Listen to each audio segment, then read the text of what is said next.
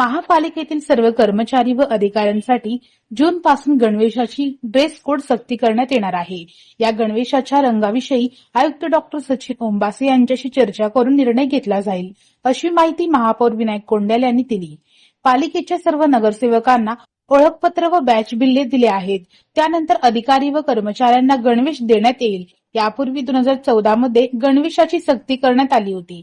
पालिकेच्या आस्थापनेवर 3300 कर्मचारी कार्यरत असून 1000 कर्मचारी कंत्राटी तत्वावर आहेत।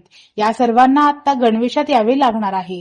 कर्मचारी नागरिकांना आगमन, जेवणाची सुट्टी व कामाची वेळ समाप्तीची सूचना भोंगा वाजवून देण्यात येणार आहे। पालिकेतील मान्सूनपूर्व कामाचा आढावा घेण्यासाठी 25 मे रोजी बैठक होणार आहे।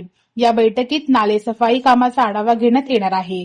शहरात नाले सफाई झाली, परंतु नाल्याच्या बाजूला टाकलेला गाळ रस्त्यावर पडून आहे, तो उचलण्याची सूचना देण्यात येईल। पावसाळ्यात नागरिकांना त्रास होऊ नये म्हणून काळजी घेण्याचे आवाहन महापौरांनी केले आहे।